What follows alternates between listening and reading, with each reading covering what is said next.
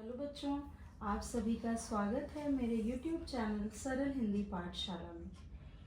बच्चों, आज हम सभी रचना के आधार पर वाक्य रूपांतर विषय पर पढ़ेंगे। चलिए बच्चों, वाक्य रूपांतर से पहले हम जान लेते हैं वाक्य किसे कहते हैं।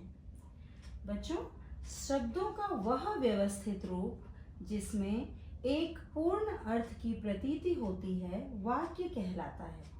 ये बहुत ही छोटी सी परिभाषा मैंने लिखी है बच्चों, कि आपको समझ में आ जाए।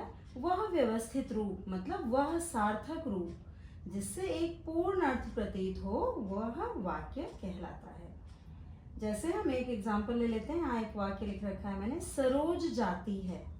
इसमें ये सार्थक क्या है कि हमें क्लियर हो रहा है कि सरोज जा रही है। अब हम देख लेते हैं बेटा, वाक्य के अंग या घटक कौन कौन से होते हैं। कर्ता और क्रिया के आधार पर वाक्य के दो अंग या घटक होते हैं।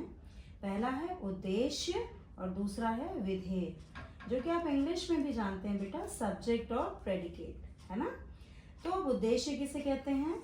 वाक्य में जिसके विषय में कुछ कहा जाता है उसे उद्देश्य कहते हैं। जैसे एग्जाम्पल है हमारा, सरोज जाती है। इस वाक्य में किसके विषय में कहा जा रहा है बच्चों? सरोज के विषय में, है ना। तो इस वाक्य में सरोज क्या हो गया? उद्देश्य। क्लियर है? जिसके भी विषय में हम बात करते हैं वो क्या होता है? हमारा उद्देश्य होता है। अब हम देख लेते हैं विधेय कैसे कहते हैं। विधेय वाक्य में उद्देश्य के विषय में जो कुछ कहा जाता है। किसके विषय में बच्चों? उद्देश्य के विषय में जो भी कहा जाता है वह विधेय कहलाता है। जैसे हमने वही वाक्य ले लिया है फिर से, सरोज जाती है। इसमें हमारा उद्देश्य क्या था? सरोज था ना। अब हमें परिभाषा क्या कह रही है? उद्देश्य के विषय में जो भी कहा जाए वह विधेय कहलाता है। तो इस वाक्य में किसके विषय में? सरोज जाती है।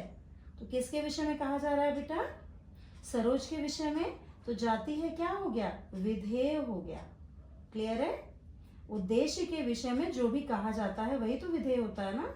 तो जाती है किसके विषय में कहा जा रहा है बेटा? सरोज के विषय में, है ना। तो जाती है हमारा क्या हो गया? विधेय हो गया, क्योंकि यहाँ जाती है पद उद्देश्य के विषय में कहा गया। इसके आगे बच्चों हम देखेंगे रचना के आधार पर वाक्य के कितने भेद होते हैं। ठीक है बेटा। तो रचना के आधार पर वाक्य के 3 भेद होते हैं, सरल वाक्य, संयुक्त वाक्य और मिश्र वाक्य। सबसे पहले आइए सरल वाक्य के बारे में जान लेते हैं। जिन वाक्यों में केवल एक उद्देश्य तथा एक ही विधेय होता है वह सरल वाक्य कहलाते हैं। जैसे राधा स्कूल जाती है। इसमें आप देख रहे हैं बेटा, राधा है केवल और जाती है, स्कूल जाती है।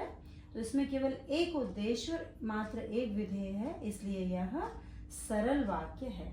इन वाक्यों में केवल एक मुख्य क्रिया होती है, केवल एक काम होता हुआ नजर आता है। जैसे आप राधा स्कूल जाती है, इसमें केवल एक काम होता हुआ नजर आ रहा है ना, वो बस स्कूल जा रही है। तो सरल वाक्य क्लियर है, केवल एक उद्देश्य होगा, एक ही विधेय होगा और सबसे बड़ी बात केवल एक काम होता नजर आएगा। चलिए अब हम दूसरा देख लेते हैं, संयुक्त वाक्य किसे कहते हैं। संयुक्त वाक्यों में 2 या 2 से अधिक उपवाक्य होते हैं, छोटे छोटे उपवाक्य होते हैं बेटा। ये उपवाक्य विभिन्न समानाधिकरण योजक, समान स्तर के योजक, जैसे और, एवं, तथा, या, अथवा, इसलिए, अतः, फिर भी, तो, नहीं तो, किंतु, परंतु, लेकिन आदि शब्दों की सहायता से जुड़े रहते हैं। ठीक है बेटा। समानाधिकरण योजक मतलब समान स्तर के योजक से जुड़े रहते हैं। चलिए अब देख लेते हैं इसका उदाहरण। जैसे मैंने अभ्यास किया और दौड़ में प्रथम आया। मतलब मैंने प्रैक्टिस की, मैं दौड़ा और मैं उसमें प्रथम आया। तो इसमें आप देख रहे हैं 2 उपवाक्य है, मैंने अभ्यास किया और दौड़ में प्रथम आया।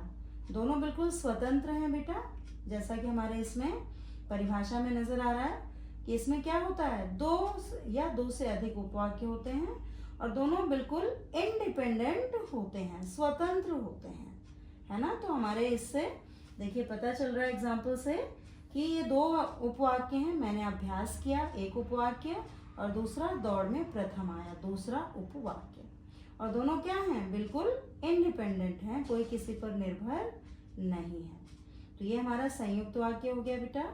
अब हम देख लेते हैं मिश्र वाक्य क्या होते हैं। वे वाक्य जिनमें एक प्रधान उपवाक्य हो, मतलब मुख्य मेन उपवाक्य हो, तथा एक या एक से अधिक उपवाक्य उस पर आश्रित हों। ध्यान देना बेटा, आपको मिश्र वाक्य इसी से समझ आएगा। ये जो लाइन अब आई कि एक प्रधान उपवाक्य हो तथा एक या एक से अधिक उपवाक्य उस पर निर्भर हों, आश्रित हों। आश्रित हो मतलब, निर्भर हो मतलब डिपेंड हो उस पर। ऊपर क्या बात हो रही थी? इंडिपेंडेंट बात हो रही थी ना, स्वतंत्रता की बात हो रही थी। और इसमें क्या बताया जा रहा है? आश्रित हो मतलब निर्भर हो। वो क्या कहलाते हैं? मिश्र वाक्य कहलाते हैं। ठीक है बेटा। तो इनमें प्रयुक्त उपवाक्य परस्पर मतलब आपस में व्यधिकरण योजकों से जुड़े होते हैं, जैसे यदि, कि, तो, जो, अगर, इसलिए आदि। इन व्यधिकरण योजकों से जुड़े होते हैं। ठीक है बेटा। तो इसका हम एग्जाम्पल देख लेते हैं। जो बालक मेहनत करता है वह अवश्य सफल होता है। हमारी परिभाषा में क्या कहा जा रहा था बेटा? इसमें एक मुख्य उपवाक्य होता है तथा दूसरा जो है वो उस पर निर्भर होता है, आश्रित होता है। तो आप देख रहे हैं ना, जो बालक मेहनत करता है, ये क्या है? ये मेन है, मुख्य उपवाक्य है, प्रधान उपवाक्य है ना, मेन है ये। और ये दूसरा जो उपवाक्य है वह अवश्य सफल होता है। किस पर निर्भर है? जो बालक मेहनत करता है पर। इस पर डिपेंड है ये, अगला उपवाक्य उस पर निर्भर है, आश्रित है ना।